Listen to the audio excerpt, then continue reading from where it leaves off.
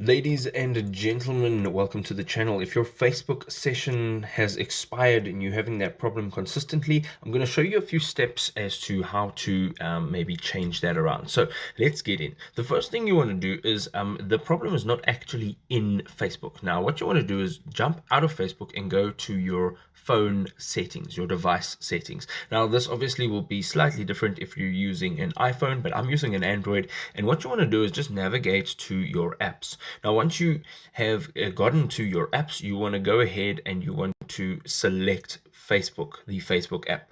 Now, you can search for it up on the top of the screen, or you can just scroll through that list and look for it. Now, what you want to do here is at the bottom, you want to tap on Forced Stop, and also you want to make sure that the app has been closed. Okay, then the next thing you want to go ahead and do is jump into storage, just under usage, and you want to clear the cache.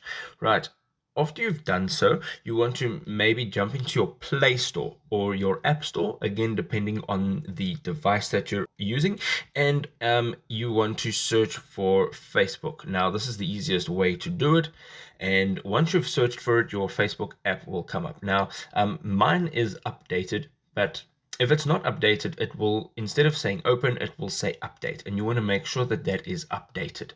All right, and then the last thing, you want to jump back into settings and back into apps and then back into Facebook, and you want to make sure that all of the relevant permissions are actually granted or allowed. So if these are things that you use, make sure that they are all in the allowed section over here.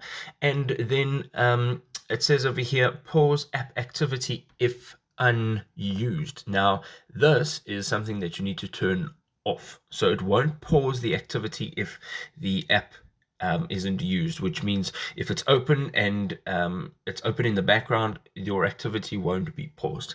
And there you go. You will now be able to leave the Facebook app and not have that expired session issue, and you won't have to log back in again. If this was helpful, drop us a like. We will see you next time.